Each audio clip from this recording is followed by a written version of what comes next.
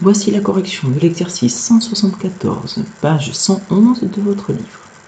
Ici, on vous demande de démontrer qu'une expression k de x peut s'écrire sous la forme a plus b sur 2x moins 4.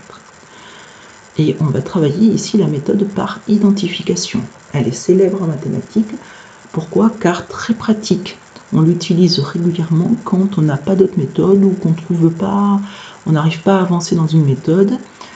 L'identification est une méthode qui se programme facilement, donc utilisable par logiciel, et qui surtout aboutit forcément en fait. Donc des fois, quand on n'arrive pas à trouver une méthode par identification est assez pratique. Pas toujours très élégante, mais assez efficace. Alors, l'idée c'est quoi? C'est qu'au lieu de partir de la première écriture pour aller vers la seconde, on va démarrer de la seconde écriture pour aller vers la première. Et ensuite, on travaillera par identification, comme on dit, c'est-à-dire on déterminera forcément qui est A et qui est B. Allez, on commence.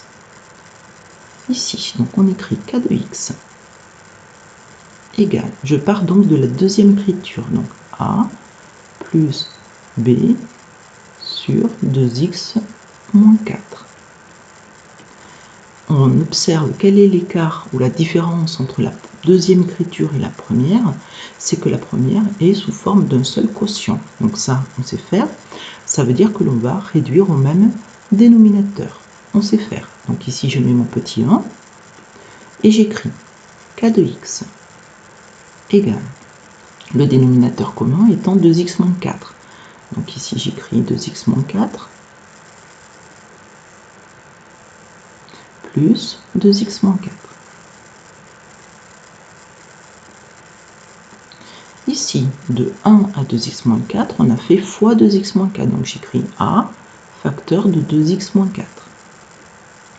Et de 2x moins 4 à 2x moins 4, on a fait fois 1. Donc ici, je marque B. Maintenant, on va venir ici distribuer le A.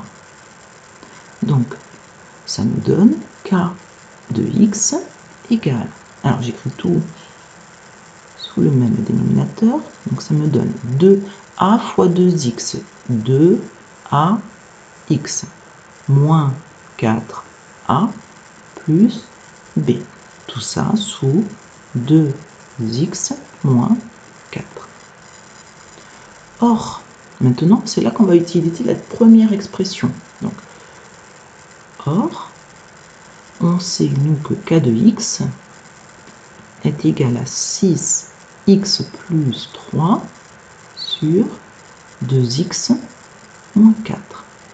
Et ici, qu'est-ce qu'on va utiliser? On a une même expression sous la forme toutes les deux d'un seul quotient qui ont le même dénominateur. Donc en fait, forcément, ça veut dire que les numérateurs sont égaux. Donc on va en déduire, d'où. Alors quel est le dénominateur de la deuxième expression? C'est 2ax moins 4a plus b est forcément égal à 6x plus 3. Petite remarque ici. 6x plus 3. Pardon. 6x plus 3. Ouais. 6x plus 3, c'est un petit polynôme du premier degré. J'ai le coefficient ici de x. Et ici, j'ai la fameuse ordonnée à l'origine, 3, qui est égale ici aussi à un polynôme du premier degré, puisqu'ici, c'est comme si j'avais un petit 1. Et donc, qu'est-ce qu'on va pouvoir affirmer? C'est que les coefficients de chacun de ces polynômes, puisque les deux polynômes sont égaux, les coefficients sont obligatoirement égaux. Donc ici, forcément, mon 2a doit être obligatoirement égal à 6, et le moins 4a plus b est forcément égal à 3. Voilà, c'est ça ce qu'on appelle l'identification. Et ça marche pour du second degré, du troisième degré, etc. Allez, on continue, donc on va le mettre au propre maintenant. Donc ici, je repasse au crayon. Ici, Donc,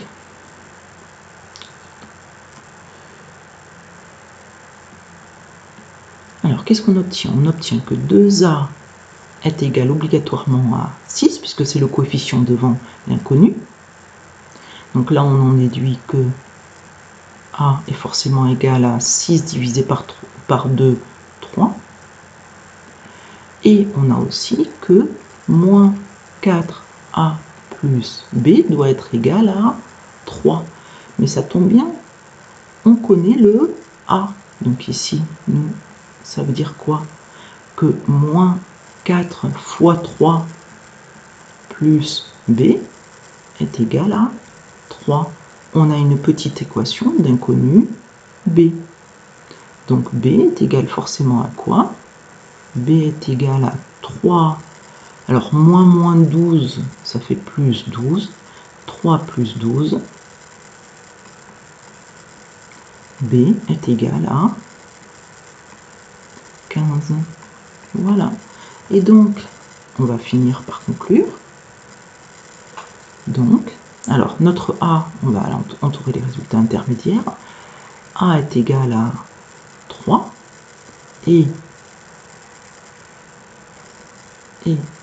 B hop, est égal à 15. Donc, qu'est-ce qu'on peut conclure? Donc,